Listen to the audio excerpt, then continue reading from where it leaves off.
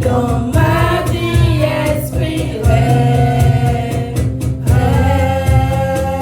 règne, dans ma vie, esprit, règne, règne, oui, dans ma vie, esprit, règne, règne, oui, en ce lieu, esprit, règne, règne.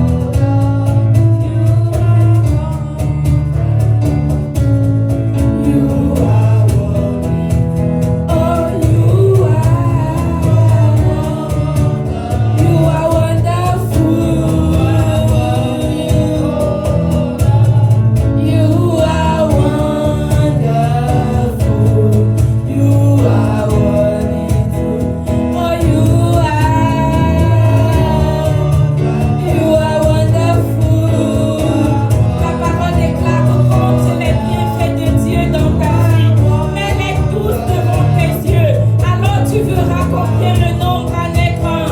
Oh, you are wonderful.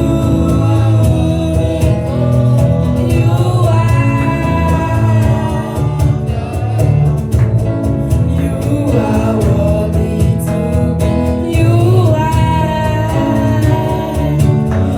are wonderful. Oh Lord, you are wonderful.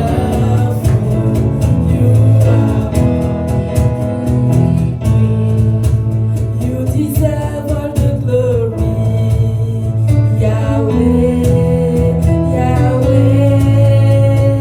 You deserve all the glory, Yahweh, Yahweh. You deserve all the glory, Yahweh, Yahweh. You deserve all the glory, Yahweh, Yahweh. You deserve all the glory, Yahweh, Yahweh, Yahweh, Yahweh. You deserve all the glory, Yahweh, Yahweh. You deserve all the glory, Yahweh, Yahweh, Yahweh, Yahweh. You deserve all the glory, Yahweh, Yahweh. You deserve all the glory, Yahweh, Yahweh, Yahweh, Yahweh. You deserve all the glory, Yahweh, Yahweh. You Yahweh, Yahweh, Yahweh, Yahweh. You deserve all the glory, Yahweh, Yahweh. I have no other God but you. I have no other God but we sing. I have no other God but you. I have no other God but you. You have done what no man has done. You will do what no man can. We see you have done what no man has done. You will do what no man can do. I have no other God but you. I have no other God but you. You have done what no man has done. You will do what no man can do. Merci Seigneur, parce que j'ai pas un autre Dieu que toi. Merci Seigneur, parce que ce que tu as fait, aucun homme ne peut faire. Et tu feras encore des choses que personne ne peut faire dans nos vies, Seigneur, dans les différents aspects de nos vies. Merci Seigneur, parce que tu es le rémunérateur de ceux qui te cherchent. Alléluia. Gloire à toi, Père. Gloire te soit rendue. Merci Seigneur, parce que je peux proclamer, déclarer que je n'ai point d'autre Dieu que toi. Je n'ai pas un autre plan B que toi, Seigneur. Merci, Roi des rois. Merci, Père. Thank you, Jesus. Merci, Roi des rois. Que ton nom soit exalté, que ton nom soit béni. Au nom de Jésus. Amen. Amen et Amen. Est-ce qu'on peut afficher le passage biblique c'est dans 1 Jean qui dit, bien-aimé, je souhaite que tu prospères à tous égards et que tu sois en bonne santé, comme prospère l'état de ton âme. Amen. Je ne sais pas pourquoi ce verset tournait beaucoup dans mon cœur ce matin. Et je me suis dit que je crois que quelqu'un a besoin d'entendre cette parole. Amen. Je souhaite que tu prospères à tous égards. C'est dans 1 Jean. Je ne sais pas exactement le verset, mais c'est dans 1 Jean.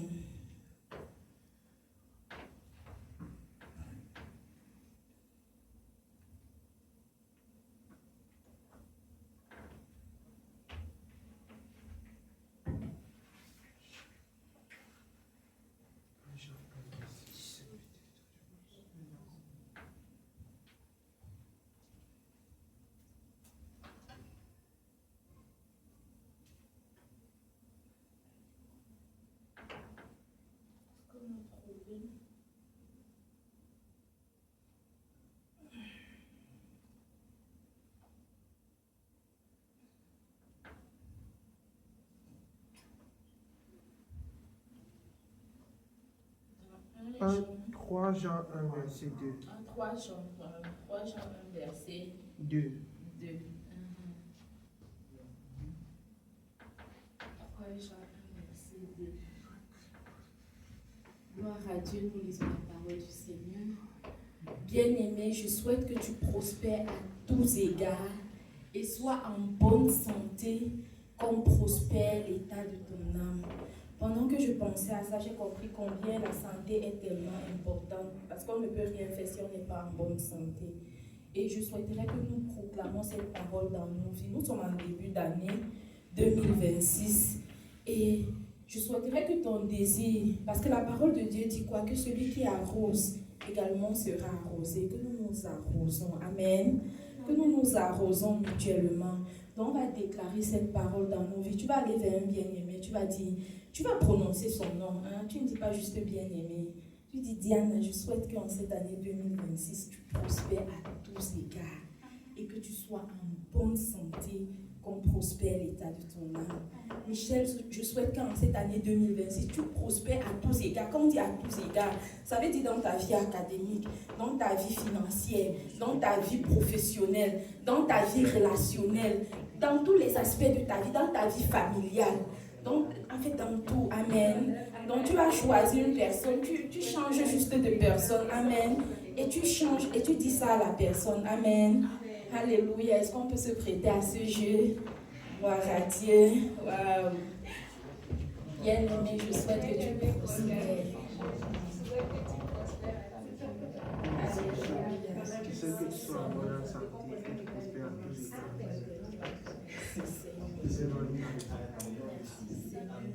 Même pour nos bien-aimés qui vont nous suivre en rediffusion, je souhaite que tu prospères à tous égards. Toi qui vas me regarder et que tu sois en bonne santé, comme prospère l'état de ton âme. Je souhaite qu'en cette année 2026, tu prospères à tous égards. Dans tes finances, tu prospères. Dans tes relations, tu prospères. Dans ta famille, tu prospères. Dans tes études, tu prospères. Dans ton travail, tu prospères à tous égards. Et que tu sois en bonne santé, que tu aies des stratégies qui vont te conduire dans la bonne santé au nom de Jésus. Prospère à tous égards. Prospère à tous égards. Prospère à tous égards. Dans ton couple, que tu prospères à tous égards. Dans ta vie émotionnelle, que tu prospères à tous égards. Dans les désirs de ton cœur, que ça joigne, que ça corresponde à ce que Dieu veut pour toi. Que tu prospères à tous égards et que tu sois en bonne santé. Amen. Est-ce qu'on peut acclamer le Seigneur? Waouh! Waouh! Gloire à Dieu. Donc nous allons passer à notre temps de louange. Pendant que tu vas apporter ta louange, apporte-le avec des pas de danse. Amen. Apporte-le avec des pas de danse. Apporte ton offrande. La parole de Dieu déclare que donner avec joie. Amen. Celui qui donne avec joie est béni. Alléluia. Est-ce que tu es prête? Est-ce que tu es prête? Est-ce que nous sommes prêts à apporter, à danser pour le Seigneur?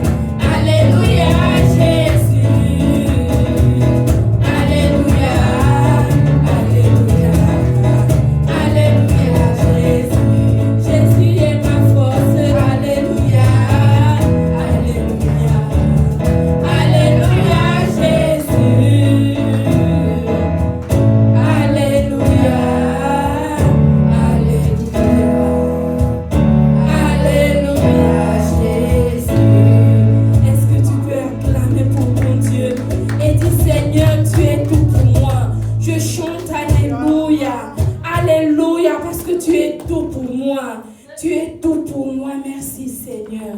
Merci Seigneur. Tu es le pilier qui tient ma vie. À qui d'autre irai-je? Vers qui d'autre me tournerai-je, Seigneur?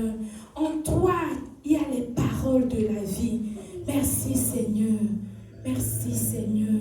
Tu es l'auteur de ma vie. Tu es le consommateur de ma foi. Alors je te dis merci parce que tu es le pilier qui tient ma vie. Tu es le pilier qui tient mes affaires. Tu es le pilier qui tient ma famille. Tu es le pilier qui tient ma vie. Seigneur, je n'ai pas d'autre Dieu que toi. Je n'ai pas d'autre chemin qu'en toi, Seigneur. Merci, Roi des rois. Tu es le pilier qui tient ma vie. Reçois toute l'adoration. Tu es le pilier, tu es le pilier qui tient ma vie. Et mon roi, tu es le pilier qui tient ma vie. Seigneur Jésus, tu es le pilier qui tient ma vie.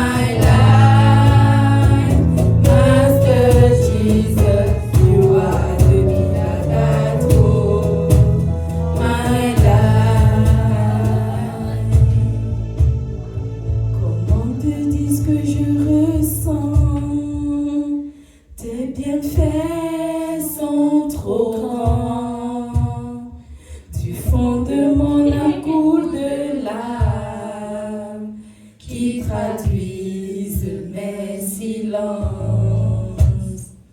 Comment te dire ce que je ressens? Tes bienfaits sont trop grands. Du fond de mon âme coule des larmes qui traduisent mes silences. Que ma vie soit une flamme, un parfum pour toi, Seigneur.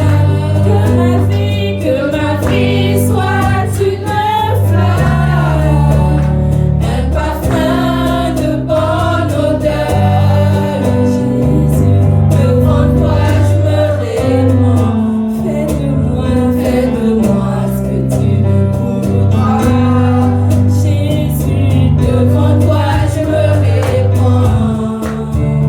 Fais de moi ce que tu voudras.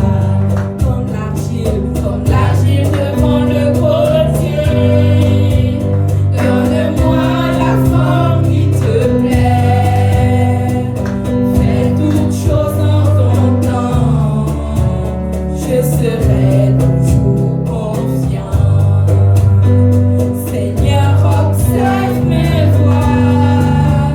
Garde-moi auprès de ta gloire. Je voudrais habiter chez toi tous mes jours ici-bas. Que ma vie soit une fleur, un parfum pour toi, Seigneur. Que ma vie soit une fleur, un parfum de bonne odeur.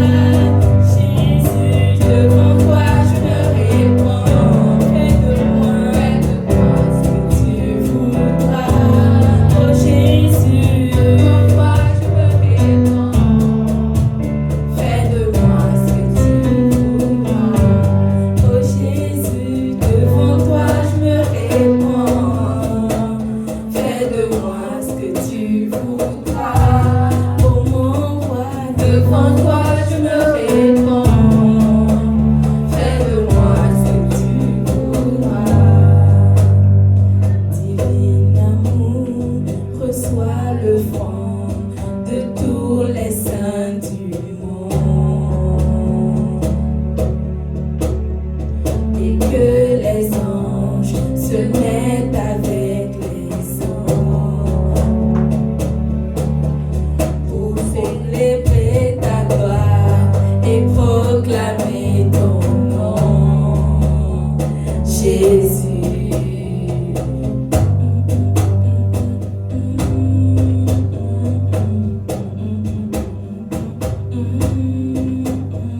Divin amour, reçois l'offrande de tous les saints du monde. Et que les anges se mettent avec les anges pour célébrer ta gloire et proclamer ton nom, Jésus. Merci Seigneur, merci Roi des rois.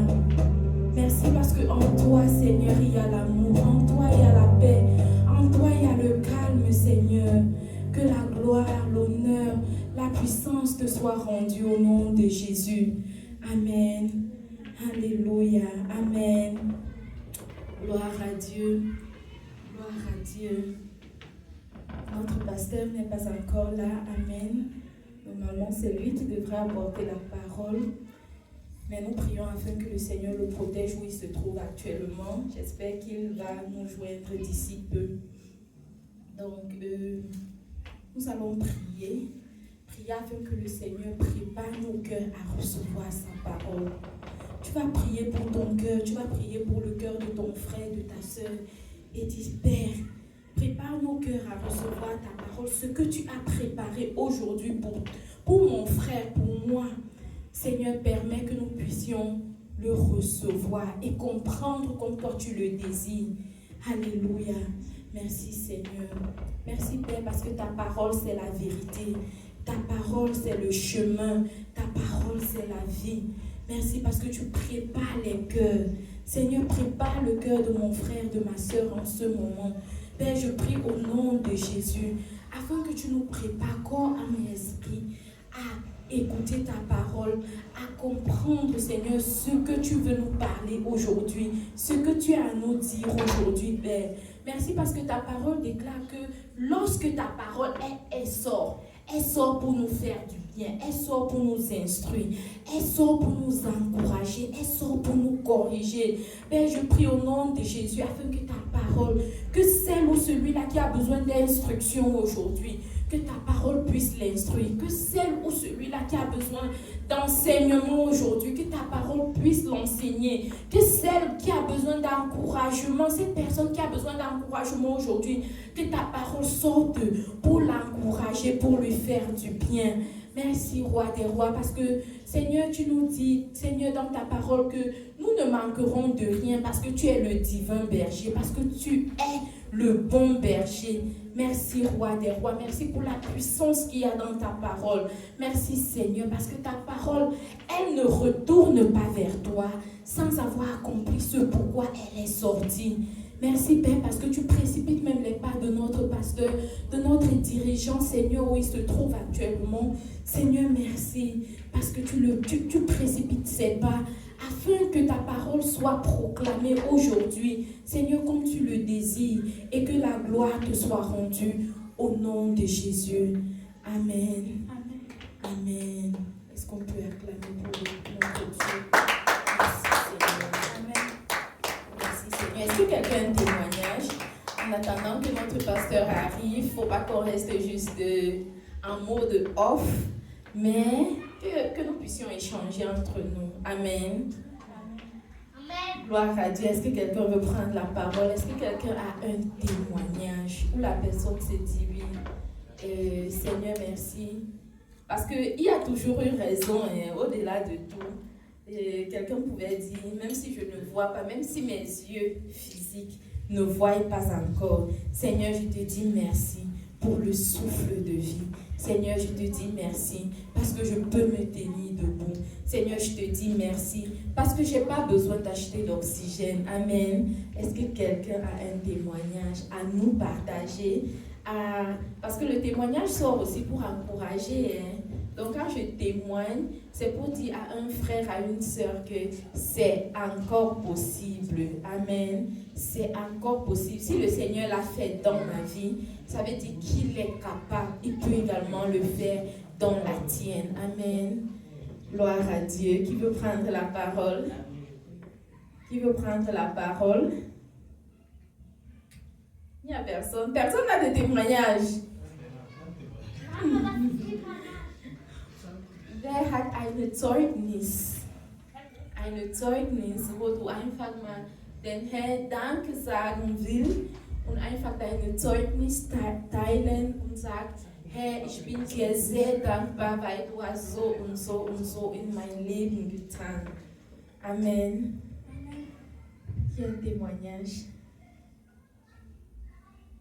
Durant la semaine, est-ce que le Seigneur n'a pas fait de bonnes choses dans ta vie?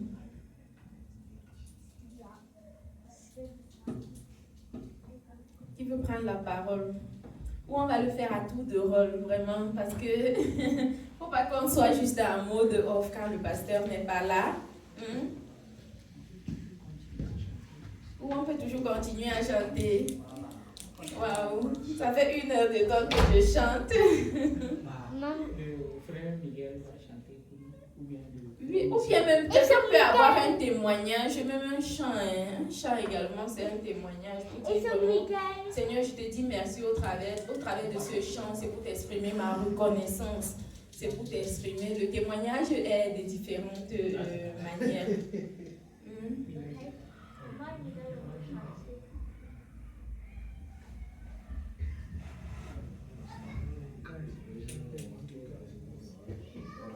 Donc, je vais commencer par ma voisine d'à côté. Peut-être elle a un chant, peut-être elle a même un témoignage. Donc, une manière de dire merci à Dieu. Ou bien Diana, le Seigneur a certainement fait de merveilles dans ta vie. Durant la semaine, durant le mois, durant durant cette journée, même pendant la nuit, peut-être au travers d'un rêve où tu as dit, où tu t'es dit, je crois qu'ici, si nul n'était le Seigneur, si je n'avais pas dit Jésus, si nul n'était la grâce de Dieu, je n'aurais pas fait ça, je n'aurais pas accompli ça. Amen. Amen. Bon, le témoignage ne vient pas de moi, mais la musique que vous avez interprétée tout à l'heure, Divin Amour, ça vient du groupe Gaël. Et les dirigeants de ces chants-là, le pasteur en particulier, ils ont une histoire très inspirante. Il est dit, ce sont des Congolais aussi, il est dit qu'un jour, leur dirigeant a été empoisonné par un de ses amis. Et il est tombé gravement malade. Il était censé mourir. Il y a certaines personnes aussi qui sont décédées de ce poison-là, mais il s'est miraculeusement rétabli. Et il n'a jamais été au courant qu'on l'avait empoisonné. Et c'est quelques années plus tard, la personne qui l'a empoisonné était accablée parce qu'il a vu que le poison ne l'a pas affecté, ne l'a pas tué. Donc il a fini lui-même par avouer cela, qu'il était la personne qui l'avait empoisonné. Et donc ça c'est un témoignage très poignant de la façon dont Dieu peut protéger les gens sans qu'ils puissent. Amen. Waouh. C'est vraiment poignant ce témoignage parce que la personne a été empoisonnée. En fait, quelqu'un empoisonne l'autre et se sent tellement gêné, se culpabilise au point où lui-même il revient encore se confesser et dire à la personne: ah oui, en fait, c'est moi qui t'avais fait ça. Oui. Et le poison n'a rien fait à la personne. Non. Il s'est senti mal pendant un moment. C'était un poison qui était censé le tuer, qui avait tué d'autres personnes qui étaient là aussi. Mais le poison ne l'a rien fait à lui. Comment ça s'explique? Est-ce que quelqu'un peut nous parler de ça? Là, je vois juste la puissance de Dieu.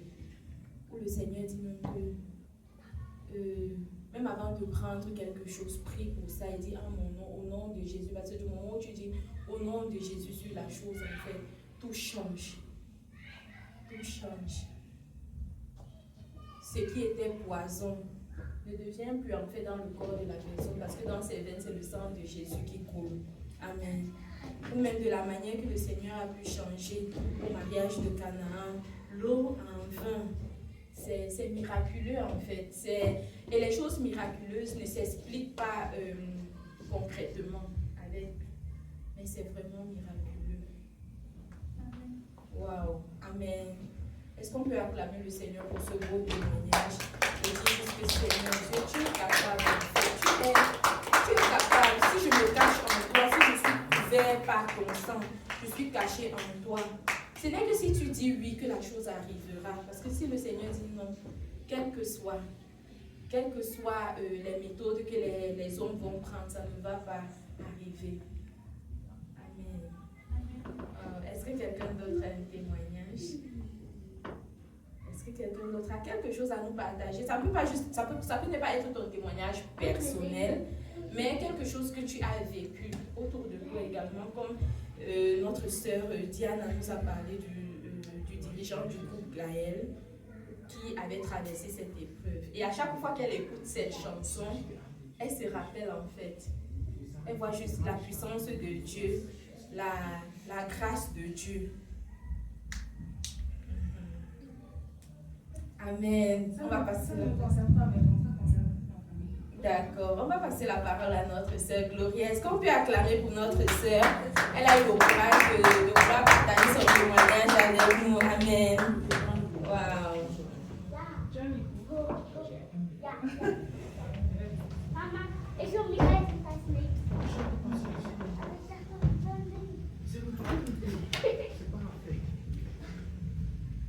Bon, ça concerne mon frère, bon, pas mon frère direct, mais dans la famille, c'est-à-dire mon cousin, le fils ou grand frère de mon papa. Et il a eu à vivre chez moi à la maison, genre, c'est-à-dire mon papa fut son tuteur, et malgré que son papa aussi était vivant. Donc, et bon, mon papa est un peu bien placé donc dans sa famille, il a eu à héberger les enfants de ses grands frères, de ses petits frères et tout ça, donc lui aussi il en faisait partie. Donc, et c'était quelqu'un qui a fréquenté brillamment dont Dieu lui a fait don d'intelligence et tout ça là. Donc il a brillamment réussi ses études et tout ça. Donc, et lorsqu'il a grandi, il a eu son bac. Donc il a quitté la maison, il a continué l'université où il était seul. Mais quand même, nous étions toujours dans la même ville. Donc, bon, c'est là, moi, je m'arrête parce que moi, je n'avais plus de ces nouvelles. Nous avons quitté après le bac et la ville où nous étions, nous avons rejoint la capitale pour terminer pour continuer le cursus de l'université et tout ça. Donc, la dernière fois, j'étais là et nous avons reçu dans notre groupe d'enfants de notre papa, entre nous avons reçu des audios et des témoignages et tout ça venant de lui en disant que après ses études et tout ça, mais il a postulé. Genre, il a postulé partout dans les entreprises pour qu'on puisse le recruter, mais il a fait 6 ans de temps et de chômage. Il n'a pas été engagé et tout ça jusqu'à ce qu'on vienne le recruter dans la CET. Bon, chez nous, on dit CET, je ne sais pas si chez vous aussi ça existe. Bon, c'est ceux qui s'occupent du courant et de l'électricité dans le pays. C'est ça, non? C'est la sonnelle. Ok, donc c'est... même. Ok, donc chez nous, c'est ça. Au Togo, c'est ça, c'est la CET. Donc on l'a recruté là-bas, il travaillait en tant que, je pense, je ne sais pas si c'était un gestionnaire, c'était un comptable ou bien c'était quoi en fait. Donc, et la dernière fois, il nous a dit que c'est comme ça. Ses collègues l'enviaient tellement au boulot et ils l'ont empoisonné. Comme Diana, c'était aussi une affaire de poison et tout ça là. Donc il a mangé du poison et c'était un poison lent qui tue lentement. Donc, et il n'avait pas en ce moment reçu Jésus. Il n'avait pas connu, il ne connaissait pas Christ et tout ça.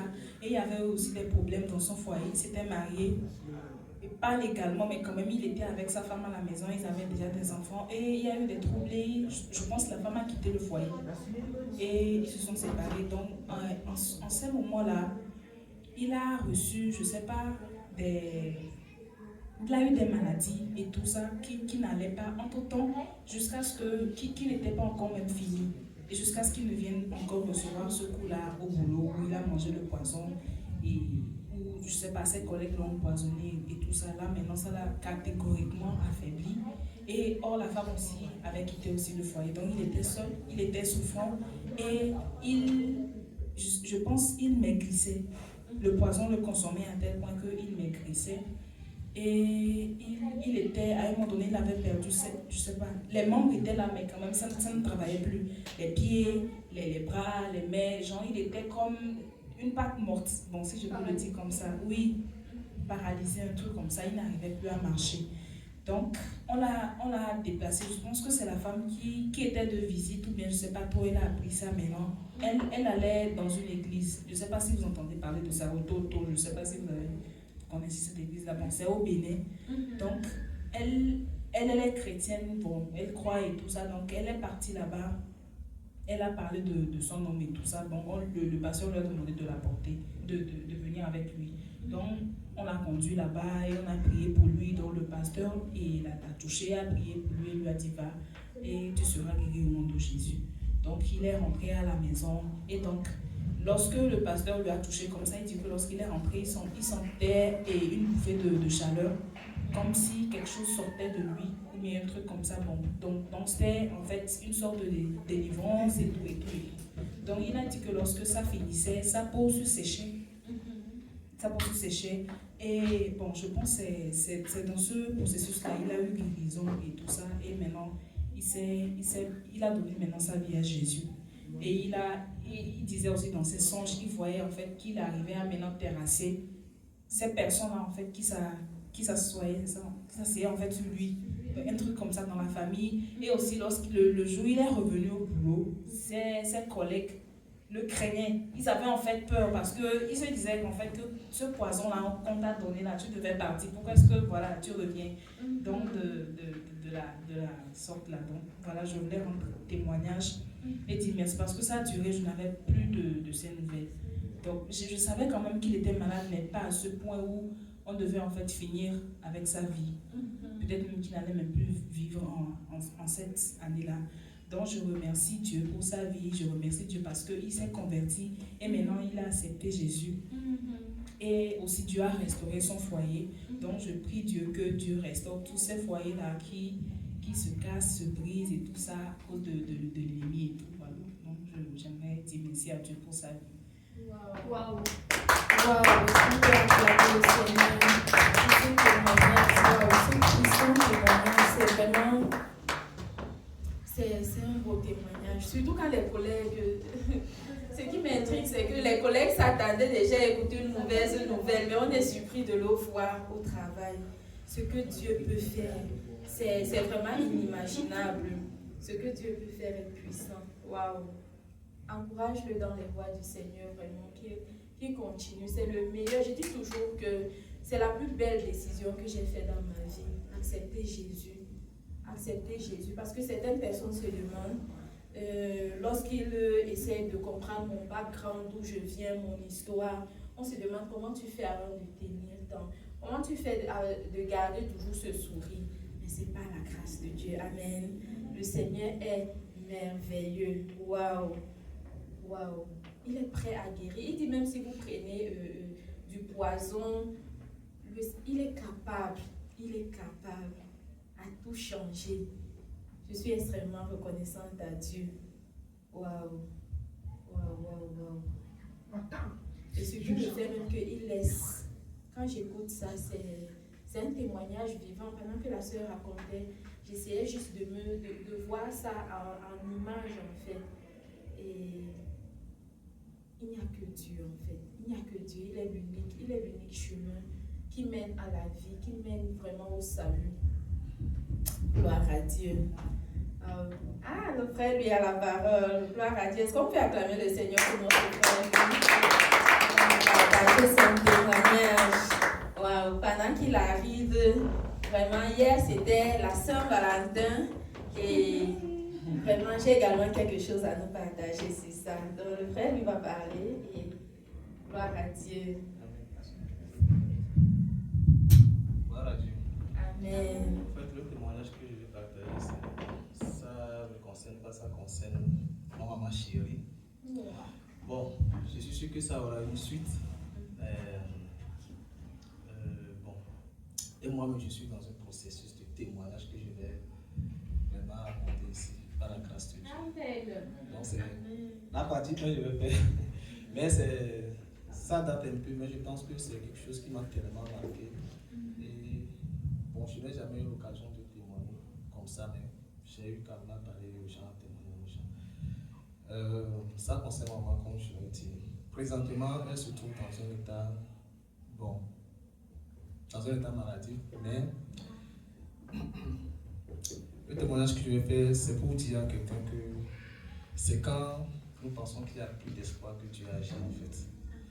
Concernant ma maman, à un moment donné, quand j'étais en seconde, elle est tellement gravement tombée malade, à tel point que on a circulé dans tous les hôpitaux du pays. Il n'y avait pas de solution en fait. Partout où on allait, on disait qu'on ne peut rien pour elle en fait.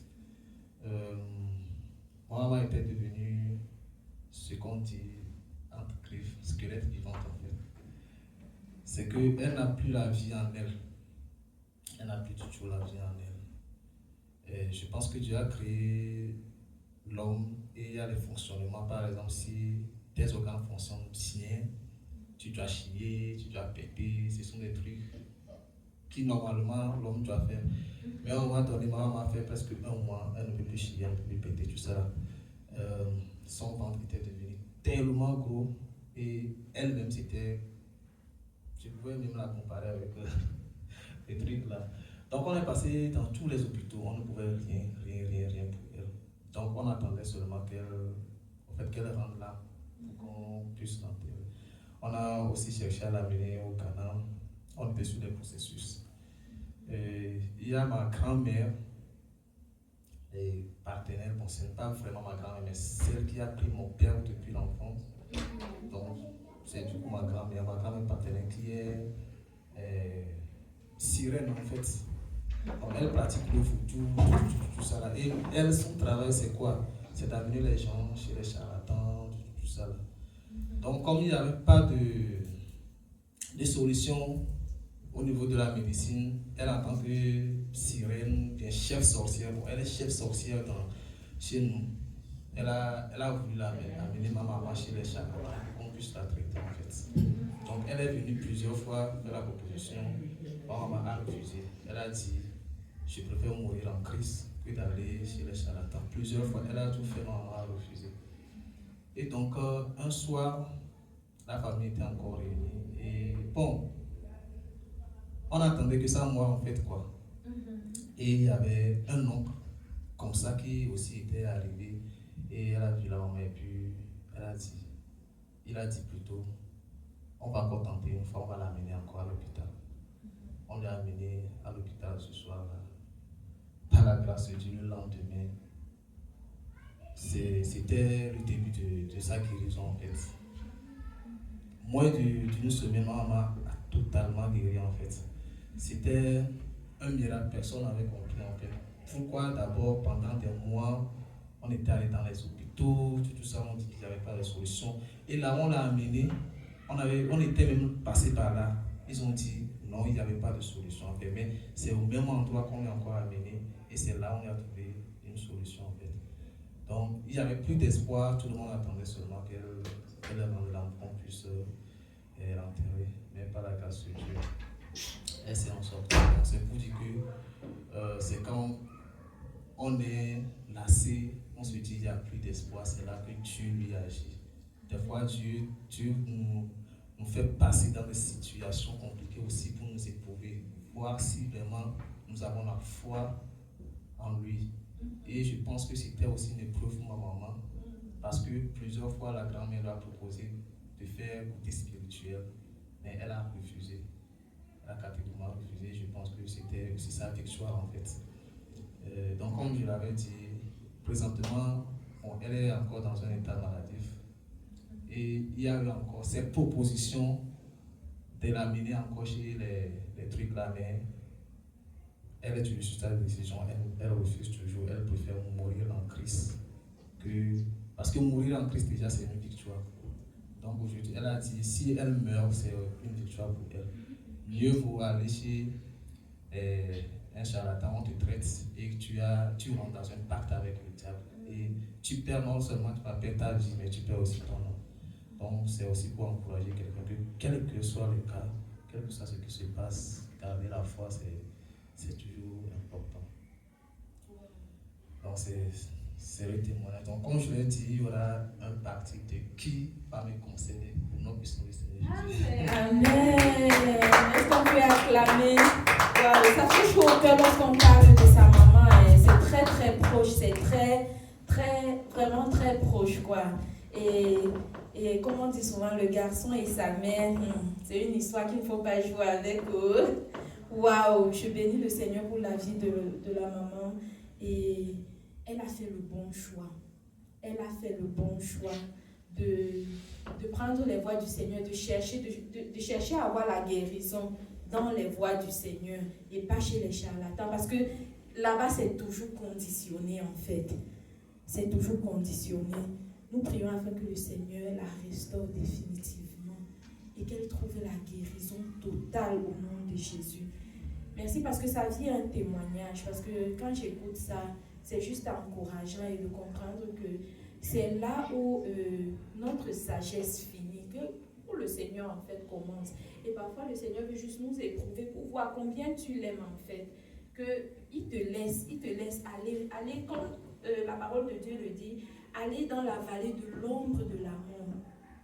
Et il te dit, ne crains rien car je suis avec toi. Et quand tu te tiens sur sa parole, parfois tu te dis, mais Seigneur, comment est-ce que je sais que tu es avec moi? Sa parole, il est avec nous. Amen. Gloire à Dieu. Est-ce que quelqu'un d'autre a un autre témoignage avant que je n'aborde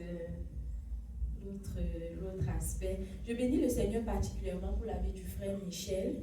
Il ne le sait pas, mais mercredi dernier, on avait étude biblique et il y avait une jeune sœur, une jeune sœur connectée, dont c'est la sœur Julienne qui l'avait invitée pour la première fois ici à l'église. Elle s'appelle Ansel.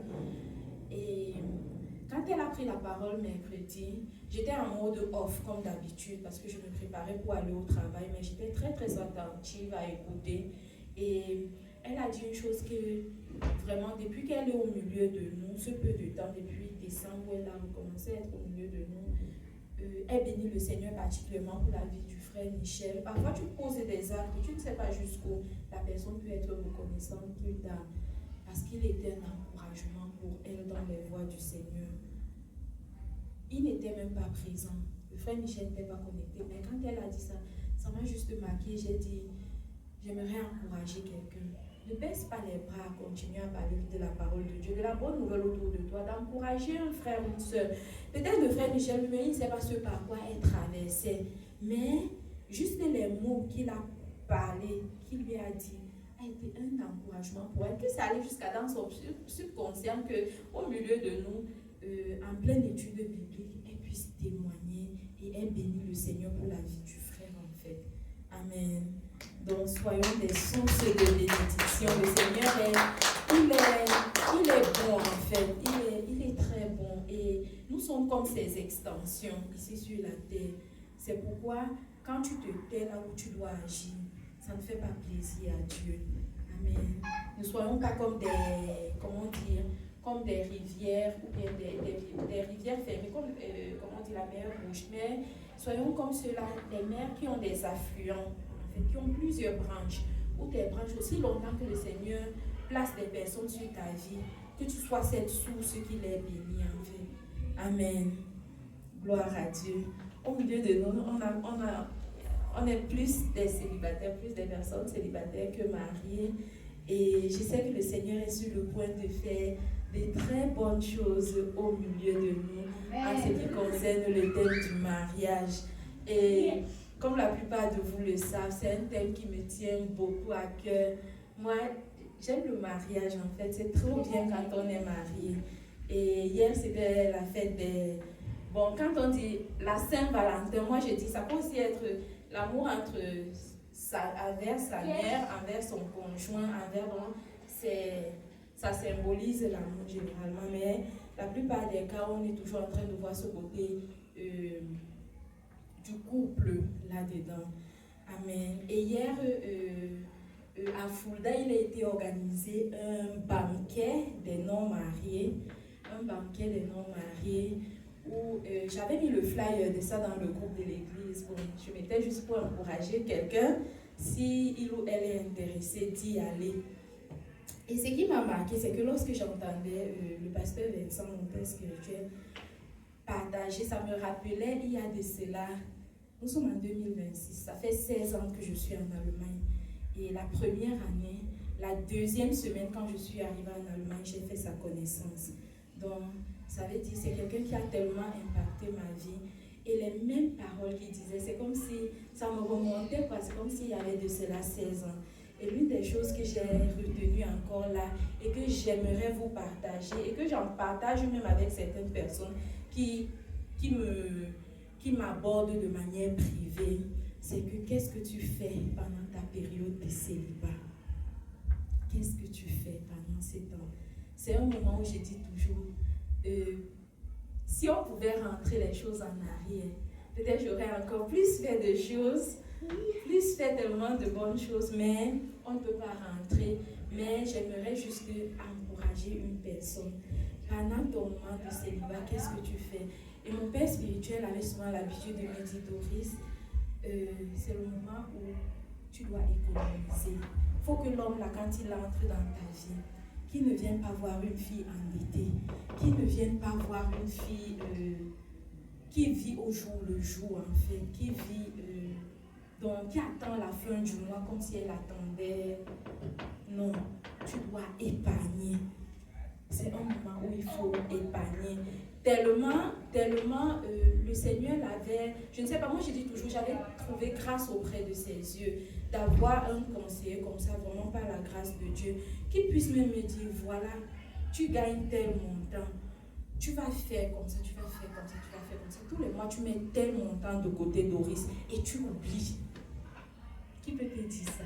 Que mets ça de côté, tu oublies. Généralement, on dit que non, le pasteur va vouloir que non, viens donner les offrandes, viens payer ta dîme, viens faire comme ça. Non, c'est un monsieur, c'est un pasteur que lui également, les principes de la dîme, non, c'est à obéir. Mais il te dit, avec ton base, ce que tu gagnes là, tu peux faire ça, tu peux faire ça, tu peux payer ta dîme, en même temps qu'en payant ta dîme, tu peux garder ceci, tu peux garder comme ça, tu peux garder comme ça. Et hier, il encourageait encore les bien-aimés à ce sujet. Et j'étais juste bénie, quoi. J'étais juste bénie parce que quand je rencontre notre dirigeant, le pasteur Eric, qui est mon mari aujourd'hui, il vient à la rencontre d'une fille, je dis toujours par la grâce de Dieu, qui était bien assise financièrement. Je n'étais qu'étudiante. La période là, il me restait encore 2 semestres à finir avec ma licence. Et parfois, et à notre époque, là, c'était toujours le genre, bon, si un frère qui t'accoste, c'est déjà un frère qui travaille, tu n'as plus besoin de trop faire des efforts dans tes études parce qu'il va tout faire, il va couvrir tout, il va t'épouser, tu auras les papiers, tu n'as plus la pression du beurre. Mais parce qu'à côté de moi, le Seigneur m'avait mis un père spirituel qui savait me conseiller. Quand vous suivez l'histoire d'Esther, c'est son oncle Mardoché qui pouvait lui dire fais comme ça, fais comme ça, fais comme ça, et elle écoutait. Et pendant que notre pasteur qui était mon fiancé à l'époque, il observait, il se disait que mais voilà celle que je crois qui sera ma future femme. Lui, il travaillait déjà depuis des années, donc financièrement, sa vie était bien. Il avait aussi une très belle voiture que le Jacques, mais bon, quand je regarde à cette époque, parmi les étudiants, parce que quand je fais sa connaissance, il est en train de quitter de la Roqueschule pour venir à Kempten. Et quand j'observais les étudiants, quand on se retrouvait entre nous, les Africains, il y avait plus de 1000 étudiants dans la ville de Fulda, donc ça fait qu'on était nombreux là-bas et on se connaissait un peu plus. Et quand je regardais, je ne voyais aucun étudiant ou bien quelqu'un qui finissait déjà ses études qui avait aussi une belle voiture comme la sienne. Et quand on s'est même marié, je souhaitais que ce soit cette voiture qui soit décorée pour notre mariage. Mais mon père spirituel encore, il m'a dit, ma fille, la voiture où tu vas entrer dedans, hein, c'est celle-là que moi-même je vais. Il dit, je m'occupe de la voiture qui va te porter. Et je ne pouvais qu'accepter ces j'ai dit merci à Dieu. Bien que la couleur, quand vous voyez Papa Eric, il a toujours cette tendance des voitures un peu plus claires, blanches et tout. Mais la voiture que mon père spirituel avait donnée, c'est une voiture bleue. Physiquement, elle ne me plaisait pas trop. Mais j'ai dit, parce que c'est lui qui l'a fait, je le prends en fait. Je le prends et je bénis le Seigneur en fait. Je m'aligne, je l'obéis en fait et je m'aligne à cela. Et juste pour dire quoi, je reviens encore sur l'aspect où quand une fille, quand pendant ta période de célibat, financièrement tu es broke, en fait, ta relation, ton conjoint peut penser que peut-être tu es derrière lui ou elle à cause de ses finances. Et pourtant, tu sais, je souhaiterais que Dieu soit au centre de notre vie. Je souhaiterais que nous puissions bâtir quelque chose de solide ensemble. Et ça fait que notre pasteur qui était mon fiancé à l'époque, il était surpris. Parce que je n'étais pas la première fille qu'il aborde dans la communauté où il était. Il avait aussi eu d'autres, en fait, il avait abordé certaines autres sœurs. Et chez lui, il y avait toujours ce questionnement. Est-ce que c'est par rapport à ce que j'ai ou par rapport à ce que je suis en fait? Et ça revenait de temps en temps. Et quand il a observé que non, mais avec Doris, c'est un peu autre. Donc, elle est capable, généralement aussi en tant que jeune fille, quand tu rencontres un frère, peut-être il va venir, il va jouer un peu le style, il veut payer ton loyer. Refuse. Refuse. C'est que ta chambre là, non, sera sa maison. Tu dis non. Il te dit, et pendant que j'étais fiancée, la question la revenait. Mon fiancé à l'époque ne comprenait pas pourquoi moi je refusais ça. Mais refuse, même si tu as la limite. Tu es une très belle fille, tu es la créature de Dieu, le Seigneur t'a bien fait. Ne te laisse pas, comment dirais-je, comme ma cousine pouvait dire, ne te vends pas moins cher en fait. Si un frère tourne autour de toi et qui dit, ok, non, le moi si je vais, non, refuse ma soeur. Et refuse avec amour, non, dans le genre, pas, tu lui dis non, je suis capable de le faire. Et ça te donne les points, parce que même dans le mariage, non, il ne va pas te rappeler ça, que c'est moi qui faisais comme ça. Donc, financièrement, tes finances, épargne pendant tes périodes de fiançailles. Avant d'épargner, que Dieu, bon, nous parlons de Dieu ici, c'est d'abord Dieu, le premier, le pilier de ta vie. C'est lui le socle. Et c'est également une période où tu te dis, les émotions, tout bouge, tu attends le conjoint parfait. Évite le maximum de tomber dans le péché. Parce que du moment où vous vous mettez ensemble, le 14 février était hier, beaucoup de gens, je suis sûre que dans le monde, il y a tellement de péchés qui se sont commis. Mais en tant qu'enfant de Dieu, et mon désir également, c'est que l'année prochaine, nous puissions, on a assez de célibataires au milieu de nous, organiser un banquet des célibataires, un banquet où les mariés vont venir servir les célibataires et où quelqu'un pourra venir les encourager avec les paroles bénissantes. Donc, c'est aussi un moment où je pense que c'est bien de beaucoup chercher le Seigneur. Il y a des voyages que j'aurais souhaité faire, ou bien des temps d'intimité où tu te dis, en fait, pendant ta période de célibat, c'est le bon moment d'entrer encore plus en intimité avec le Seigneur. De rechercher encore beaucoup plus la face de Dieu. Parce que lorsque tu seras avec ton conjoint, ou bien lorsque tu auras un enfant, bien que même quand j'avais eu mon premier enfant, la femme du pasteur Vincent, elle avait déjà eu des enfants. Et elle me disait, parce qu'à un moment, je ne parvenais plus à concilier le bébé, mes temps de prière personnelle, mes temps de rencontre en groupe. Non, elle m'a dit, même quand tu allaites ton bébé, tu pries intérieurement, tu as ces moments-là. Tu n'es pas toujours obligé d'avoir ta Bible ouverte, mais tu es en prière, tu pries et tout. Donc, et pourtant, quand tu es célibataire, tu as beaucoup de temps. Et beaucoup de jeunes scrollent sur les réseaux sociaux. Moi, je me dis parfois, les réseaux sociaux ont un bon aspect, mais ils sont encore venus nous prendre. J'appelle ça un voleur de temps, en fait. Ça vole notre temps, les réseaux. Donc, discipline-toi pendant tes temps de fiançailles, pendant tes temps de célibat. Discipline-toi. Que ton corps soit le temple du Saint-Esprit. Amen. Que ton corps soit le temple du Saint-Esprit. Si tu rencontres le frère et que pendant les périodes de fiançailles, il y a les moments de tentation et c'est naturel. Mais qu'est-ce que tu t'es dit? Le Seigneur dit quoi? Fuir. Non, ne te dis pas que non, je vais juste essayer, on va juste, on ne va rien faire. Mais tu as 4 murs avec lui, non. Fuis. Fuis. Parce que quand le Seigneur dit fuir l'impudicité, c'est parce qu'il sait que si tu marches, tu vas tomber. Amen. Si tu dis non, dans ta tête tu ne veux pas, mais c'est que tu vas tomber, fuis. Amen. Fuis. Et ce que nous conseillons généralement aux personnes qui sont en période d'acheminement ou bien qui s'observent encore et se disent, est-ce que c'est la bonne personne? Évitez les endroits trop privés là, mais allez plus aux endroits publics. Aux endroits publics où il y aura des choses qui vont vous empêcher de ne pas penser à autre chose ou bien de ne pas tomber dans le péché. De ne pas tomber dans le péché. Amen. Est-ce que ce que je suis en train de dire a un sens pour quelqu'un? Est-ce que quelqu'un se sent béni par ça? Amen. Voilà, donc...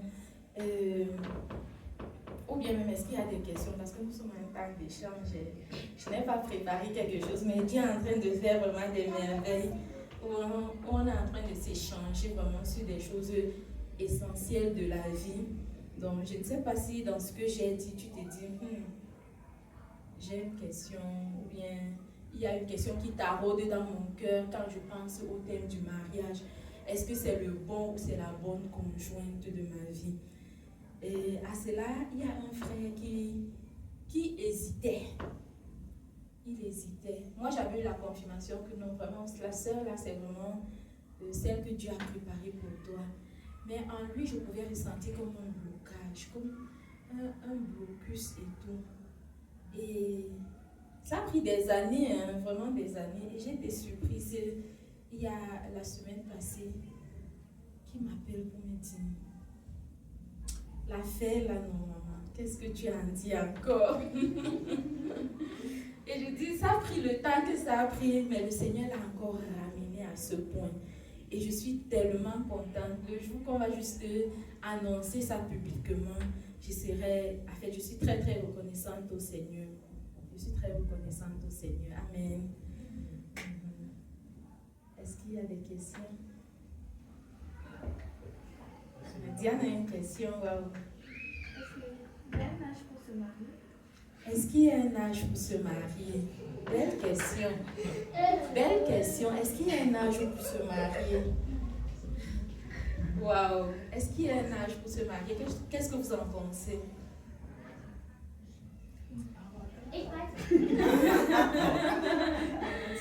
Est-ce qu'il y a quelqu'un qui veut répondre à la question de Diana? Est-ce qu'il y a vraiment un âge pour se marier? Je suis marié. Voilà, exactement. Légalement, selon la loi, on dit qu'il faut être marié en fait. Déjà 18 ans, c'est possible de marier. Mais ça, c'est théoriquement en fait. Dans la pratique, on ne peut pas dire qu'il y a un âge vraiment pour se marier. Si tu te sens prêt, tu as comment on appelle, la maturité physique et la maturité spirituelle. Je pense que déjà tu peux te marier. Bon, si tu as un garçon, c'est vrai que un garçon de 25 ans se marier. Un garçon de 25 ans se marier, on trouve ça un peu plus tôt. Mais il y a des gens qui se marient à 25 ans. Comme je l'ai dit, il faut avoir la maturité en fait, mentale, physique, mentale et puis spirituelle aussi, très très important. Parce que la maturité spirituelle est très importante parce qu'il faut mettre Dieu ou Jésus au milieu de votre couple. Dans le couple, c'est 3 personnes, ce n'est pas 2 personnes. Il y a le mari, la femme et Jésus en fait. Donc c'est aussi le plus important. Donc selon moi, les filles par exemple, bon, déjà 20 ans, si déjà tu as une bonne, comment on appelle ça, FTU, comment on dit ça, éducation, et que toi-même tu vois que psychologiquement et mentalement tu es mieux, et spirituellement aussi c'est bon, bon tu peux quand même déclencher le processus de mariage, peut-être 1 ou 2 ans, et puis bon, tu peux rentrer dans le mariage. Les hommes, bon ça dépend aussi, c'est la maturité qui compte. Mais une fois que tu es majeur selon la loi, tu peux te marier, mais il faut aussi d'autres conditions personnelles qui sont ceux que j'ai cités. Après, c'est ce que moi je peux dire. Wow. Monsieur Marie a tout dit. Est-ce que quelqu'un d'autre veut ajouter? Bon, je peux dire. C'est vrai que je ne suis pas marié, mais j'ai déjà eu sur beaucoup d'enseignements sur le mariage. Et la chose la plus importante qu'on dit, c'est la maturité. Et dans cette maturité, il y a beaucoup de choses qui s'y retrouvent. Est-ce que je me marie parce que j'ai 25 ans et mes autres frères se sont mariés à 25 ans? Ou bien est-ce que je me marie parce que autre chose? La question qu'il faut se poser d'abord, c'est dans cette maturité. Est-ce que j'arrive tout d'abord à subvenir à mes propres besoins? Je n'arrive pas à manger à ma faim et je vais encore prendre une femme. Ça veut dire je veux que nous partagions, je ne sais pas, le pain de 20 cents que j'achète moi seul et ça ne me suffit pas, je veux qu'on le partage. Ça, c'est aussi dans la maturité. Est-ce que j'arrive à payer mon loyer, comme on le dit? Si j'arrive à payer le loyer, ça veut dire que quand je vais amener une femme, je pourrais payer un loyer pour nous deux. Par exemple, si j'habite une seule chambre à deux, je ne vais pas habiter toujours dans la seule chambre. Ça va faire que je vais prendre peut-être une chambre ou une maison de 2 chambres au moins. Est-ce que je vais pouvoir payer ça? C'est toujours dans cette maturité. Et je me rappelle qu'un pasteur nous disait, est-ce que je peux acheter un seau? Parce qu'en Afrique, on se lavait avec les seaux et tout. Est-ce que je peux acheter un seau? Est-ce que j'ai au moins un panier pour me couvrir? C'est toujours dans cette maturité-là. Ça n'a rien à voir avec l'âge. Parce qu'il y a des gens qui se sont mariés à 18 ans et ça a bien fonctionné. Ça dépend de comment ils se sont préparés, de cette maturité-là. Il y a des gens qui ont 18 ans et comment je peux dire, il y a des gens de 18 ans, de 45 ans, si je peux dire, genre, ils sont matures comme quelqu'un qui a 45 ans, mais il a 18 ans. Et il y a des gens qui ont 50 ans, mais ils vivent comme s'ils avaient 13 ans. Donc, pour cette personne-là, même s'il se marie, il ne va rien apporter dans le couple. Je ne sais pas comment dire, quelqu'un qui sera marié et qui est là à voir comment il peut aller s'amuser sur les parcs des enfants ou bien des trucs comme ça. C'est un peu comme ça que je peux le décrire. Mais dans cette maturité, il faut y mettre beaucoup de choses. Bien sûr, l'âge y joue aussi parce qu'il y a une âge limite, par exemple, pour les femmes pour pouvoir encore accoucher et pour les hommes aussi. Mais ce n'est pas encore là le problème. Il faut savoir, si je ne suis pas prêt, si je ne suis pas vraiment mature, là, ce n'est pas la peine de me créer des problèmes. Parce que se marier, c'est prendre la responsabilité pour quelqu'un d'autre. Et cela ne s'arrête pas seulement à toi seul. Comme le frère lui vient de le dire, le mariage, ce n'est pas seulement entre 2 personnes. C'est entre 2 familles, entre 2 clans, entre 2 villes, entre 2 pays, peut-être même.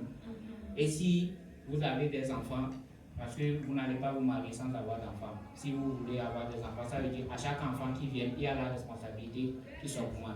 Donc si tu crois que non, je veux me marier et c'est entre moi et ma femme ou bien la fille que je veux marier, là ça veut dire que tu as encore beaucoup de choses à apprendre avant de rentrer dans le mariage. Donc si je peux répondre à la question de la sœur Diana, il n'y a pas une âge donné pour dire que maintenant je suis arrivé à l'âge pour me marier.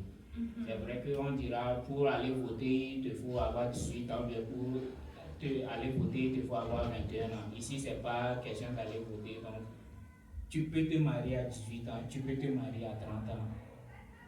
Si toi-même tu te sens prête pour aller te marier, parce que tu dis, ok, les conditions sont maintenant réunies pour ma part, je peux me marier. Là, ça veut dire que tu as l'âge pour aller te marier. Mon frère, il faut te marier. Tu as peur. Je vais t'inviter, il n'y a pas longtemps. Je vais ajouter, concernant ce que le frère Bernard dit, c'est très important.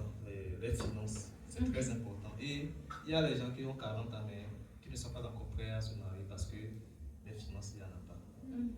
Pour parler de moi, quand j'ai commencé avec ma femme, arrivé à un moment donné, je me pose beaucoup de questions. J'avais l'âge pour me marier. La maturité, aussi, la maturité physique et spirituelle aussi, je peux dire oui. Mais financièrement, je me pose beaucoup de questions. Est-ce que je peux? Même est-ce que si je viens chez les parents de la fille, est-ce qu'ils vont m'accepter, voyant mon truc là, ma condition financière? Donc il y avait toutes ces questions. Et en ce moment, c'est vrai que je travaillais, mais ce que ma femme gagnait, c'était plus que le triple de ce que je gagnais. Donc j'avais peur en fait. Cela veut dire que j'avais l'âge, j'avais tout. Mais les finances, il n'y en avait pas encore en fait. Donc c'est très important aussi qu'il faut que les finances. Parce que tu ne peux pas épouser une femme. Bon, ça c'est plus côté des garçons ça. Tu ne peux pas épouser une femme et c'est la femme qui va subvenir à vos besoins, bien tout ça là. Mais ça, ce n'est pas du tout bon. Donc l'homme doit être financièrement aussi prêt. Il y a des gens qui font les prêts pour se marier. Ce n'est pas du tout bon. Ce n'est pas du tout bon. Parce que tu fais les prêts, tu te maries, tu rentres dans le mariage. C'est la souffrance totale parce qu'il faut payer les trucs là, les prêts là. Ça sera la souffrance en fait. Donc financièrement, il faut aussi être prêt pour se marier. Bon, quand je dis c'est pour les garçons, oui, mais les filles aussi, comme moi j'ai dit, c'est très important. Mais c'est pas aussi les garçons. Essayer de donner un peu de main. Un peu ça. Je vais ajouter quelque chose pour les femmes. Gloire à Dieu. Est-ce qu'on peut acclamer le Seigneur? Allez devant, s'il vous plaît. Ok, ce que je me j'aimerais ajouter est que nous les femmes, nous devons nous s'aimer. Parce que il faut s'aimer avant de rentrer dans le mariage. On n'a pas besoin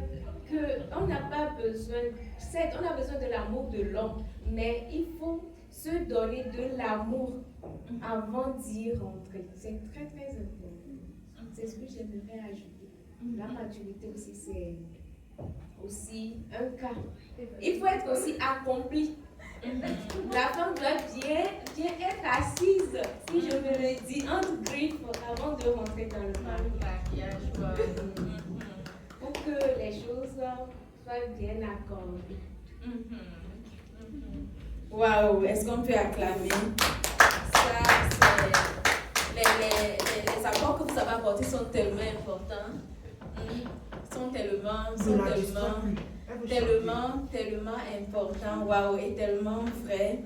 J'aimerais juste compléter, donc juste encore apporter la cerise sur ce beau gâteau que vous avez déjà apporté comme idée et ce qui se vit même et ce qui devrait être. Concernant l'âge, vraiment, il n'y a pas d'âge. On a pris le cas de la maturité. Je reviens sur la question de notre sœur Diana. Et je dis toujours, c'est bien de se laisser accompagner. Regardez autour de vous. Si tu sais que non, voilà, celle que je crois que c'est l'os de mes os, la chair de ma chair. En cheminant avec elle, lorsque vous avez une validation, vice-versa, et que vous croyez qu'on peut faire chemin ensemble, laissez-vous accompagner. Observez autour de vous un couple que vous admirez, qui servent le Seigneur, qui sont des enfants de Dieu, et laissez-vous aller vous asseoir sous leurs pieds, ou bien même aller chercher à être enseigné. L'accompagnement est quelque chose de très, moi je dis très important. Très important, parce que quand je me rappelle, ma maman, elle s'est mariée très jeune, elle avait 17 ans. Elle était vraiment très jeune, elle m'a eu à l'âge de 19 ans, elle a eu ma soeur 2 ans plus tôt. Et l'une des choses que ma mère pouvait nous dire, c'était la naïveté. Elle était naïve. À 17 ans, c'est pas bien entrer dans le mariage étant naïf. Il faut savoir pourquoi. Le but, pourquoi on se marie en fait, c'est pour quel objectif? Qu'est-ce qu'on peut atteindre comme objectif en fait? Et c'est en se laissant accompagner. Dans des sujets comme lorsque le pasteur et moi nous accompagnons les couples, on leur parle d'abord, c'est quoi le but? Pourquoi vous voulez vous marier en fait? C'est parce que ça brûle? C'est parce que tu as envie de faire? Quand tu vas faire là, non, vous allez faire les 3 premiers mois là, vous allez bien faire matin, midi, soir, comme vous voulez. Après là, ça sera comment? Tu auras déjà tout vu de l'autre, il aura tout vu de toi. Et après, ça sera comment? Si c'était ça votre but, le mariage là ne va pas tenir. Mais si c'est pour ensemble servir au plan de Dieu pour votre vie, invitez le Saint-Esprit. Le frère a parlé de ce 3e fil, cette 3e personne dans votre couple. Il est cette personne-là. Parce que la parole de Dieu dit quoi? Un truc à 3 brins ne se rompt pas facilement. Elle tient longtemps. Si le Saint-Esprit est au centre, si Jésus est au centre de votre mariage, alors quand il y aura les vents et les tempêtes, parce que ça arrivera, vous seriez inébranlable. Parce que quoi? Tu vas toujours savoir que non, on retourne à la source. On retourne chercher la face de Dieu. On retourne chercher la face de Dieu. Donc le centre, ça doit être Dieu. Parce que la parole de Dieu dit quoi? Seul, tu peux atteindre 1000, tu peux attraper 1000, mais à 2, vous allez à 10 000. Donc tu vois, quand on est marié, il y a une puissance, il y a une rapidité à atteindre certains objectifs. Dans tous les domaines, dans plusieurs domaines, ça va 10 fois plus, voire même plus. Donc, c'est bien d'être ensemble et être ensemble avec la bonne personne. Et au bon timing, ne pas se précipiter parce que ma mère, elle était très jeune et je suis sûre qu'il y a des erreurs qu'elle a commises. juste parce qu'elle était naïve en fait. Et aussi se laisser accompagner, parce que le couple qui va vous accompagner, ça dépend, hein, il y a plusieurs méthodes, mais ce que nous faisons généralement, c'est pourquoi vous voulez vous marier? C'est parce que la fille, si elle te plaît physiquement, si c'était que, c'est vrai, il y a l'attirance physique qui doit jouer, mais si c'est ça, toi frère, ton focus principal, c'est qu'avec le temps, quand elle aura des maternités, elle va faire des bébés. Elle va prendre, je prends, c'est mon témoignage, j'ai 30 kilos de plus quand je m'étais mariée. Si tu compares, il y a 13 ans, il y a 30 kilos de plus. Si mon mari n'avait que vu ça, est-ce qu'il serait encore avec moi? Donc tu dois voir au-delà, mais aider aussi ta femme. Parce que moi je me dis, ne pas laisser. Je me dis, s'il ne m'aidait parce que peut-être j'ai 50 kilos de plus.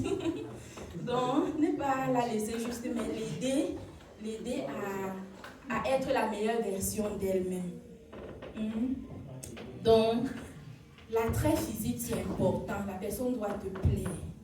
C'est important parce que vous allez vivre ensemble. Tu ne vas pas juste regarder la sista qui est trop spirituelle, là, que c'est son côté spirituel qui t'a plu, non. Il y a aussi ce côté-là où tu vas dire, ok, à côté de ça, donc, vous laissez accompagner. Vous laissez accompagner. Dans l'accompagnement, il y a aussi en finir avec le passé. Parce qu'on le fait souvent, le genre de manière, avec dans des chapitres ou quoi. Il ne nous reste que 5 minutes. Je ne sais pas si ça vous intéresse que je puisse raconter, parce que ça va me prendre un peu plus de 5 minutes. En finit avec le passé. C'est bien de connaître le passé de la personne avec qui tu veux faire chemin. C'est bien qu'elle connaisse ton passé mutuellement. Parce que demain, ça peut être même les frères de l'église qui disent la soeur, si je connais qui était telle qui était avec elle. Et si la personne vient vers toi et te dit oui, tu dis mais je connais déjà, parce que ceux qui vous accompagnent sont comme un peu vos parents spirituels, un peu comme un cadre pour vous orienter dans les voies du mariage. Ceux-là qui ont l'expérience, voilà le mot, qui ont l'expérience et qui savent à peu près, et aussi qui passent des moments de prière pour vous. Et c'est le moment où on s'est dit, à un moment, c'est bien d'en finir avec le passé. En finir avec le passé, ça veut dire que tu vas pardonner la personne avec qui tu veux faire chemin. Pour son passé, elle également, elle doit te pardonner. Quelle que soit la profondeur ou bien comment son passé était, avoue-le à ton conjoint, à ton futur conjoint, parce que ce sont des choses qui, dans le mariage, ou bien quand vous êtes ensemble, ça peut prendre surface un jour, ou bien tu peux entendre quelque chose d'une autre personne externe. Que les personnes externes là ne viennent pas un jour mettre le doute dans votre mariage, parce que vous aviez décidé d'être transparent l'un envers l'autre. Le frère parlait du travail tout à l'heure, c'est important, le travail est important. Nous voyons comment le Seigneur a fait avec Adam au jardin d'Éden. Avant de faire défiler Ève, il a d'abord donné le jardin d'Éden à Adam de cultiver. C'est pourquoi le travail est important. Le travail. Et comme j'ai dit, le travail, des deux côtés, la fille également, parce que le Seigneur fait de toi femme, une aide. Qui dit aide, dit la personne forte. Ça peut être compris un genre, mais moi je dis toujours, quand on appelle à l'aide, c'est parce qu'on n'a pas pu en fait. Et la femme, le Seigneur dit quoi? La femme est l'aide de l'homme. L'aide. Dans plusieurs domaines, quoi. Dans plusieurs domaines. Donc c'est important de travailler et de savoir, je suis l'aide. Les belles familles, voilà aussi un autre thème que nous abordons souvent. Est-ce que toi, jeune fille, quand tu entres en mariage, c'est ta famille a la priorité devant ton mari? Non. Même ta maman, là, elle doit te laisser. Donc, du moment où toi, jeune fille, tu dis oui, je vais en mariage, l'autorité que ton père avait sur toi, il le transmet. Vous voyez, généralement, je me dis, il y a certains symboles que d'autres personnes, peut-être on voit comme ça, mais on ne comprend pas la signification. Quand tu vois le père, généralement, c'est le père qui entre avec la jeune fille, qui se marie, n'est-ce pas, à l'église. Et qu'est-ce qu'il fait généralement? Il prend la main de sa fille, il donne au jeune homme. C'est un transfert d'autorité spirituellement parlant. Il est en train de dire quoi? Ça symbolise quoi? Qu'à partir d'ici, j'ai éduqué ma fille, je lui ai donné des valeurs et tout. Mais à partir d'ici, je n'ai plus moi en fait. Je te transfère ça. Donc, c'est plus le genre que toi, jeune fille, tu vas dire, ah non, je vais d'abord demander l'avis de mon père. Non. C'est même plus l'avis de ton père. Ton père a donné le bâton de relais. Donc, voilà un peu.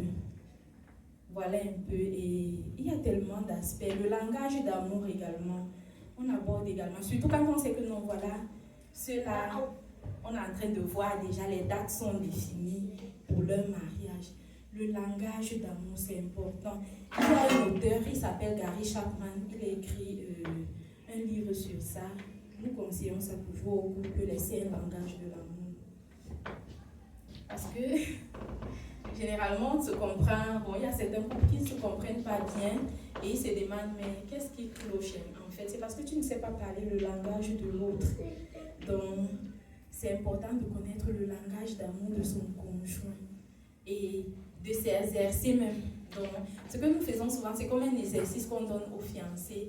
Va et cherche, va et teste ça. Et voilà. Et chercher à savoir quel est le langage de l'autre. Qu'est-ce que l'autre aime? C'est différent de couple en couple. L'autre peut aimer les services. Ça veut dire les services rendus. Elle aime que lorsqu'elle fait la cuisine, tu l'aides à mettre la poubelle dehors. Tu l'aides à... Quand elle rentre comme ça, elle a les sacs à un café à main. Tu viens l'aider à porter en fait. Et l'autre va plutôt aimer que non, j'aimerais les balades. Quand on sort là, je cours, tu es derrière moi, on joue aux amourettes et tout. L'autre va aimer autre chose. Donc il y a vraiment, oui, il y a différents. Et Gary Chapman explique ça tellement bien. Et c'est bien de savoir parler le langage de l'autre. Amen. Donc, on aura le temps encore d'en parler. Je prie vraiment que vous vraiment, parce que ce sont les choses que j'ai dit à tous mes enfants. Ils bénéficieront de ces conseils parce que c'est ça qui m'a aidé et c'est ça qui peut encore aider plusieurs. Gloire à Dieu. Il est 16 heures. Il est 16 heures. La gestion de la famille, c'est un autre aspect. La gestion des belles familles. La gestion des belles familles, la hiérarchie. Qu'est-ce qui passe avant quoi en fait? Qu'est-ce qui passe avant quoi? Tu vas savoir qu'après ton Dieu, après Jésus que tu as accepté là, c'est ta femme, c'est pas ta mère. Après Jésus là, c'est ta femme d'abord. Et après ce sont tes enfants. Et maintenant vient la belle famille et les familles. Et il faut aussi les soutenir pour apporter l'équilibre dans les familles. Les soutenir. Donc, on va continuer une autre fois. Amen. Ça, c'est sûr. Amen, gloire à Dieu. Donc, on va se tenir debout et on va prier pour ces moments. On va remettre ces moments entre les mains de Dieu. On va lui dire merci pour ce temps que nous avons passé dans sa présence.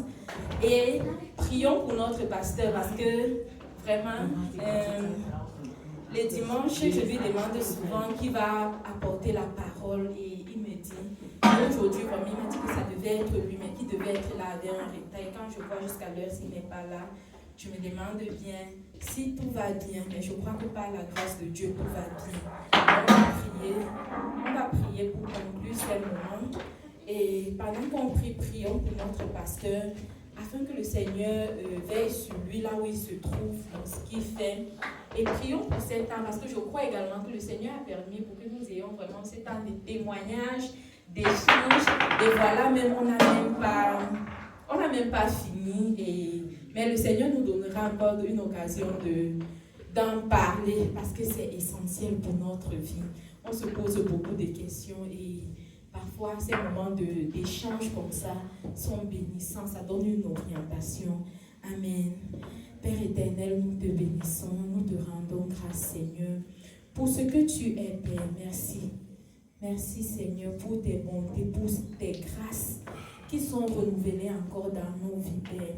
Je te dis merci pour la vie de chacun d'entre nous. Merci pour ce temps que nous avons eu dans ta présence. Père, je crois que tu avais prévu ça ainsi.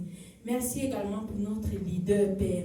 Je prie au nom de Jésus afin que tu étendes ta main de protection sur lui, là où il est en ce moment, ce qu'il fait en ce moment, Père. Protège-le, bénis-le abondamment, Seigneur. Merci pour nous qui avions écouté ces échanges, ces paroles, ces témoignages encore qui nous ont encouragés, qui nous ont encore galvanisés. Merci, Seigneur, parce que c'est là où la science s'arrête, que ta part commence, Père. Merci pour les témoignages vivants que nous avons écoutés. Merci, Seigneur, parce que en toi, c'est le meilleur. En toi, Seigneur, c'est le bon choix, c'est le meilleur choix. Père, nous te donnons toute la gloire. Merci, Seigneur, pour les différents intervenants. Merci pour nous qui avons écouté ces différents témoignages. Seigneur, merci parce que ta parole, lorsqu'elle sort, elle ne retourne pas vers toi sans s'accomplir pourquoi elle est sortie. Merci pour ce qui est sorti cet après-midi. Merci pour l'effet qu'elle a eu dans nos vies, dans la vie de chacun d'entre nous, Seigneur. Je prie au nom de Jésus, Seigneur, que tu caches tout ce que nous avons dit dans ton sang précieux en nous, Seigneur, et que nous puissions manifester même cela, ces beaux conseils, Seigneur, que nous avons écoutés, cette puissance même, ces témoignages comprenant le Dieu de miracles que tu es, que nous puissions également, face à l'adversité, face aux épreuves, croire et croire profondément en nous, que non, il y a encore une solution, non, il y a encore que tu es là et tu es capable, Seigneur, de faire ce qu'un homme ne peut faire. Tu es capable de guérir. Tu es capable, Seigneur, de transformer le poison là par zéro et qu'il n'a plus effet. Tu es capable, oh mon Dieu, tu es capable parce que tu es notre Dieu, parce que tu es notre roi, parce que tu es notre sauveur. Que la gloire te soit rendue. Je proclame et je déclare que notre semaine est bénie. Merci Seigneur parce que nous allons, Seigneur, avec un cœur rempli de joie et d'amour à donner. Seigneur, merci Seigneur parce que tu fais de nous, durant cette semaine, des sources de bénédiction.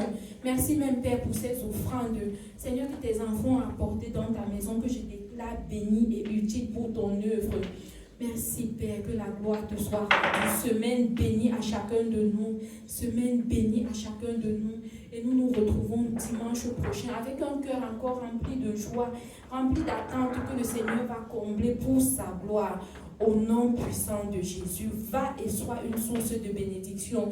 Va et bénis quelqu'un. Merci pour les connexions divines. Merci Seigneur, que la gloire te soit rendue.